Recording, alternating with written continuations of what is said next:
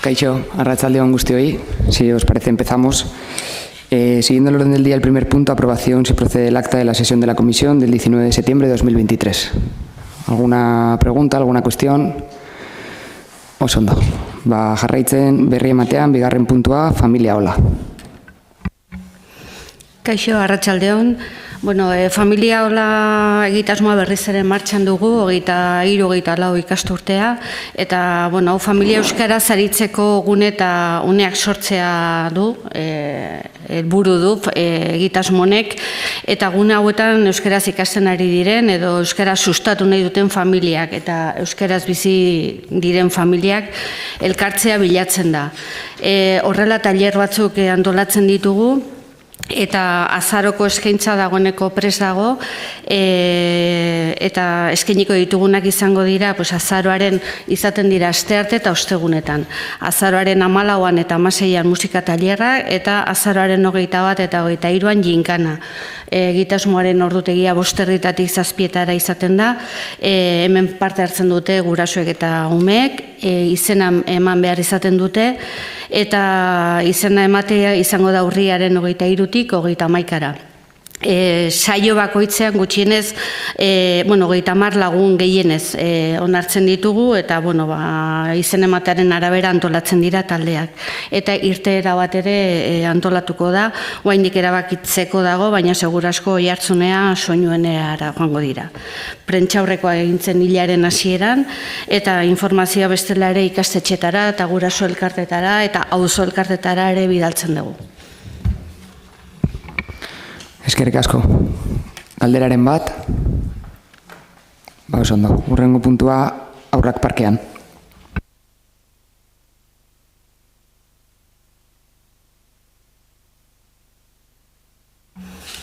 Aurra parkean ere, hor daukazu kartela, hau ere, 23-24 ikasturteko eskaintza, urrian hasi gea.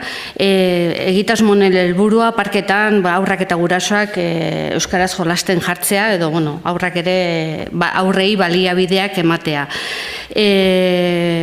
Urriaren 6-tik azoraren 3-ra, asteazken eta ostiraletan izango da, dagoeneko 2 saio egin ditugu, esteneko jolas dinamizatzaileen laguntzaz, eta Irungo parke eta plaza ezberdinetan saioak burutzen dira. Informazioa hemen ere, guraso eta elkarte eta auzo elkartetara bidaltzen dugu, eta ikastetxetara ere bai. Eta programa honetan, nolabait, saio honetan Edorra parkean 2 saio egiten dira. Bata da 5-etatik 6-etara, zabuzibu izenekoa, eta hau da ume txikientzat, 3-5 urte bitartekoentzat, eta saiatzen gara familiari begirakoa da, ze gurasoek parte hartzea ere nahi izaten da. Eta gero koskorragoekin 6-etatik 7-etara, hori dira 6-9 urte bitarteko aurrentzat. Dagoeneko 2 saio izan dira, San Juan plazan eta Arbaiun plazan, urriaren 6-an. Eta gutxi gora bera, txanda bakoitzean, txikiekin 27 aurre inguruk hartu dute parte, Txirrintxondu izen alduentzako, 13, Arbiun plazan zabuzibu gutxiago, baina Txirrintxonen 15-20 umek hartu dute parte. Gehienetan gutxiago balin badira beti egokitzen dira, naiz eta lehenengo saioa txiki-txikientzat izan eta gero helduxagoentzat, ume kopuruaren arabera. Eta asteazkenean urriaren 11-an Nagore Lafaix eta Partxiz parkean egin ziren, eta datuak antzekoak, txikiekin zabuzibu 15-20 eta 5 gurasok hartu zuten parte, eta Txirrintxonen 40 inguru, eta Partxiz parkean 15 eta 13. Orduan, hoi dira datuak, eta argazki bat ere, batea genuen, ez dakitu hain asmatuko dudan, argazkia... Ez dut asmatu. Besterik gabe. Eskerrik asko, Josebe. Galderaren bat, oso ondo hurrengo puntua, zinema haur eta gazteentzat. Arratsaldeon, zinema haur eta gazteentzat, aurten egingo dugu programaren 2. edizioa, Badakizue programaren helburua dela zinema areto komertzialetan euskarazko filmak jartzea, Irunen momentu enten areto komertziala bakarra dago, Ozine, mendibilekoa, eta bertan ingo ditugu saio guztiak. Programa hau aurkezteko, prentsaurrekoa ingo da ostira hontan bertan, urriaren 20an, eta zinema zikloaren datak urriaren 28an hasiko da, abenduaren 30 Saio guztiak, larunbat eta igandetan izango dira, hori ikusten zute kartela, gero ez da ondo irakurtzen, gero irakurriko dizkizuete pelikulak.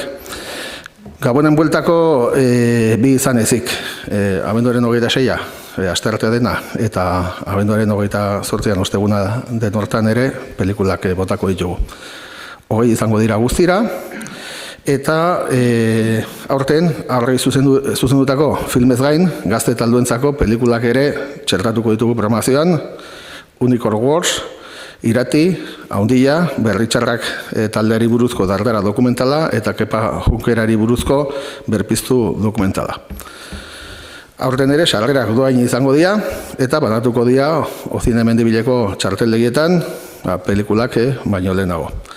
Komunikazioa ikastetxen laguntzarekin egingo dugu, LH-ko ikasle guztiei esku horri banatuko diegu, hau da esku horria, kartelaren antzekoa da, eta bertan pelikula guztiak aipatzen dira, eta edukinaren laburpen bat ere agertzen da, eta gero ikusten duzuten kartela jarriko dugu eta ikastetxetan, eta Irungo leku ezberdinetan. Oen komentatuko ditut pelikulak, lehen esan bezala gehienak larunbata eta igandetan izango dira, astebukaera bakoitzeko bi egunetan pelikulak izango dira, eta urriaren 28an Abendura erraldoia, urriaren 29an Hopper Oliasko Erbila, azaroaren 4an Superherioien familia, azaroaren 5an Berpiztu, azaroaren 11an Mauka, Basoaren zaindaria, azaroaren 12an Gragoiaren gidaria, azaroaren 18an Lau aizpa magikoak, azaroaren 19an Zipita Zape Kaniken kluba, azaroaren 25an Tome eta Jerry, azaroaren 26an Small Food, abenduaren 2an Joko Oporretan, abenduaren 3an Dardara, abenduaren 9an Unicorn Wars, abenduaren 10an Haundia, abenduaren 16an Momiak, abenduaren 17an Irati, abenduaren 23a Zutik, abenduaren 26 Amaia Arlea Urrezko Esfera, abenduaren 28an Space Jam, eta bukatzeko, abenduaren 30an Pikachu detektibea. Eta hori dira pelikula guztiak, eta programari dagoenez da daukagun informazio guztia. Eskerrik asko, Iban. Galderaren bat. Bueno, horrengo puntua Euskaltegiko matrikulaldia. Arratsaldeon. Bueno, irailaren 1-tik 18 izan genuen 2023-24 ikasturteko ohiko ikastaroetan eta, urritik ekaina bitarteko ikastaroetan eta lan nahi programako lehenengo txandan, hau da urritik abendura bitartekoa, izena emateko epea. Jasotako izen ematekin, orain aipatuko ditudan taldeak jarri ditugu martxan. Batetik ohiko ikastaroetan, hau da urritik ekainera bitartekoetan, astean 5 orduko 7 talde jarri ditugu martxan, eta 78 ikasle bildu ditugu talde horietan. 45 emakumezkok dira eta 23 gizonezkok. Lan nahi programari dagokionez, lan nahi programako lehenengo txandan, urritik abendura bitartekoan, 6 talde jarri ditugu martxan, goizeko ordutegian, 9:00-etatik ordu 1 eta 4:00-etara. Eta 56 ikasle bildu ditugu talde horietan. Emakumezkoak 34 eta gizonezkoak 22. Eskerrik asko, Miren. Galderarik, oso ondo aurrengo puntua Mintzalaguna. Mintzalaguna egitasmoaren izen ematea urriaren 10ean ireki zen, eta ostiral honetan urriaren 20ean amaituko da. Gaur goizeko datuen arabera, momentuz 3 mintzalagunek eta 16 mintzakidek eman dute izena. Eta, aurreko 2 ikasturtetan bezala, parte hartzaileei bai aurrez aurre edo online biltzeko aukera eskaintzen ari gea. Eta, behin izen ematea bukatutakoan taldeak osatu eta azaroan jarriko ditugu martxan talde horiek. Oso ondo, eskerrik asko. Bai, galderarik? Bai, kaixo, arratsaldeon. Begira, ni, aspaldidanik mintzalaguna naiz, eta jakin nahiko nuke udalaren asmoa egitasmo honekiko. Ikusi dut izan duen bilakaera kaxkarra. Eta jakin nahiko nuke zerbait gehiago egiteko asmoa duzuen, edo zeren ni hasi nintzenetik. Gaur arte, agian laurden batera jetxi da zenbakia. Bai mintzalagunena, bai mintzakidena. Mila esker. Bai, egia da, azkeneko urte hauetan pandemia garaitik jetxi dala. Bai batetik mintzalagun kopurua eta mintzakide kopurua. Pandemiar arte, normalean 6-7 bat talde sortzen genituen, eta egia da azkeneko 2 ikasturte hauetan, iaz 4 talde aurrez aurre eta bat online, eta aurrekoan ere 5 talde izan genituela. Hor daukagun arazoa da, mintzalagunak behar ditugula taldeak osatu ahal izateko. Eta, asko eskertzen dugu bolondresen lana, eta beharrezkoa da kasu honetan.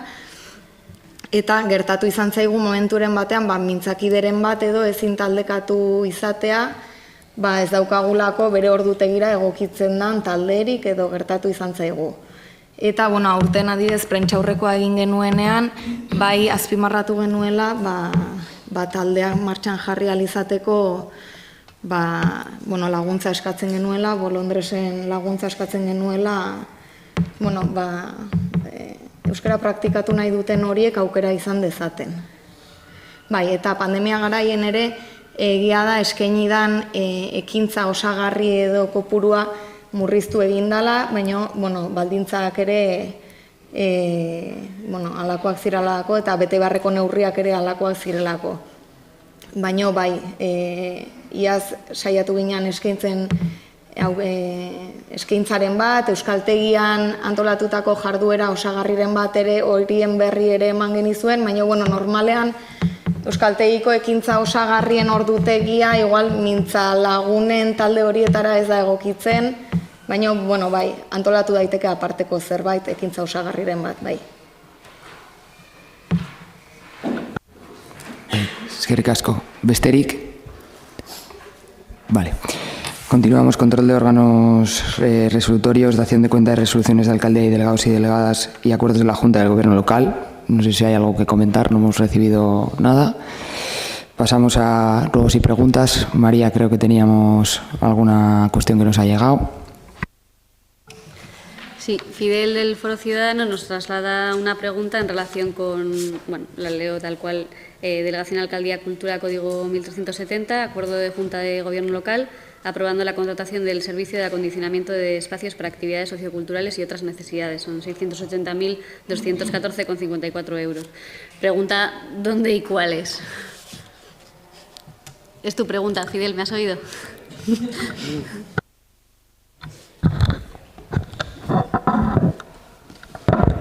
Kaixo.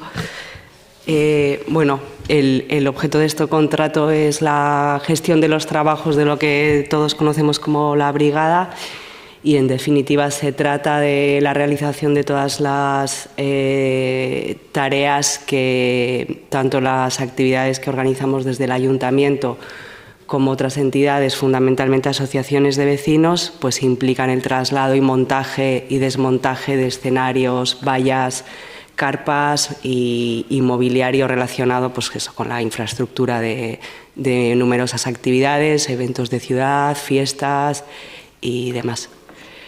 La contratación o el presupuesto del contrato es para 2 años. Si otras necesidades, eso son las socioculturales, ¿no? ¿Perdona? Otras necesidades. Esas son las socioculturales, las que has enumerado ahora. Y otras que pueden surgir, otras necesidades, ¿cuál puede ser? Bueno, pues he dicho 2 años, son 2 años más 2 años el presupuesto total, 2 años más una prórroga de otros 2. Otras necesidades que pueden surgir pues, es cuando procede la colocación, el montaje de colegios electorales, el mercadillo los sábados y fundamentalmente lo que tiene que ver con la organización de actividades en realidad socioculturales, más allá de estos dos ejemplos que acabo de poner. La organización de actos protocolarios que impliquen el movimiento de algún tipo de mobiliario, es hacer realidad el día a día de la actividad municipal. ¿Alguna otra pregunta? Urkiri. Bai, kaixo, atxaldeon, mila esker, Nuria. Ulertzeko batez ere, nola planteatzen ari da udal politiketan transversalitatea? Hau da, ikusten detenean familia eta lagun edo haurtxokoak eta han suposatzen da balio guztiak ongizatetik dator. Balio guztiak lantzen direla eta baita ere adinarengatik euskera lantzen dela. Baina bestalde ikusten dut oso nire ustez, baina horregatik nola planteatzen duzuen edo familia hola eta familia eta lagun nabardura zein da, zen azken finean euskeraz helburu nagusia, baina beste helburuak galtzen dira, edo beste helburuet daudenean euskera galtzen da. Transversalitatea euskera arloan nola isladatzen da? Hau da, nik ikusten detena dira estankoak, baina transversala nola egiten dezute hori gauzatzeko, zeren azkenean dira errekurso de efizientzia, ez? Nire ustez, nola egiten dezu?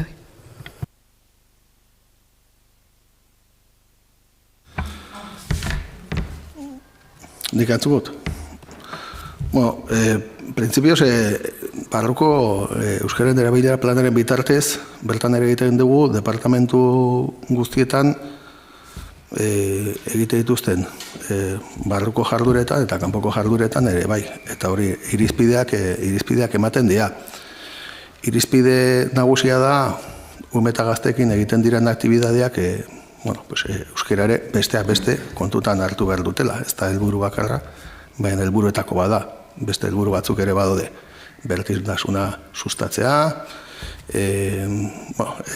irisgarritasuna eta holako helburuak kudeatzen du.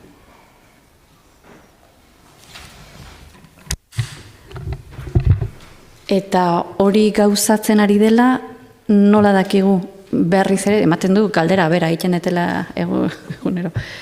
Nola neurtzen dezue helburu horiek betetzen direla, zeren karo gauzak egitea, atzo adibidez ongizaten eta jimkanak eta gauza horiek, bai baina helburu batekin egiten dugu edo ronkatua egitura batean, nola dakigu betetzen ari garela eta plana, euskara plana betetzen ari garela? Bueno, guk eragiten dugun departamentuetan, enpresa bat dago subkontratatua horretarako, eta indikadoreak, orain ekarri ez ditudan indikadorea daude, eta bertan jasotzen ditugun, departamentu bakoitzean egiten diren gauzak. Ez igual ekintzako egoera, baizik eta irizpideak egon badaudela. Gero irizpideak betetzearen ardura, programaren ardura daukan departamentu edo arduradun bakoitzaren lana da, jakina.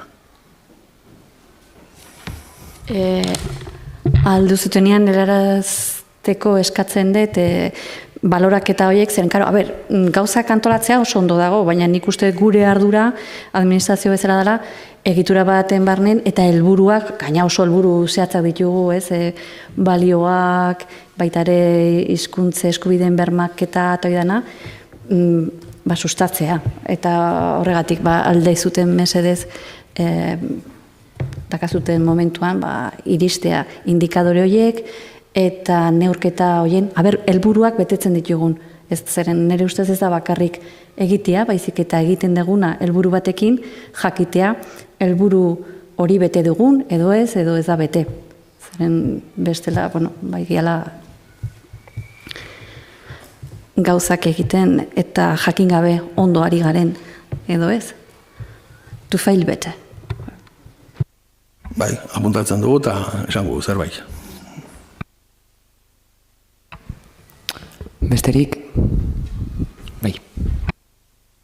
Bai, aurreko batzarrean aritu ginen Irun Marketen bonuen inguruan, ostegunean bukatzen da kanpaina, jakin nahiko nuke nola dijoan kanpaina hau.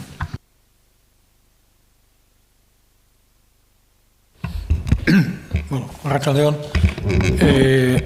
De momento, bueno, como bien decías, la campaña de solicitud de códigos finaliza este jueves y hasta las 4 de la tarde 550 personas habían solicitado los códigos. De momento es toda la información que disponemos. Y por recordar, finaliza el día 19, hay un plazo para subsanación de algunas incidencias. La verdad es que está habiendo pocas incidencias, afortunadamente, y comenzará el canjeo el 10 de noviembre. Pero bueno, la cifra actualmente, a fecha de hoy, son 550 personas que han solicitado los códigos. ¿Alguna otra pregunta? Muy bien, pues muchas gracias, que tengáis una buena tarde.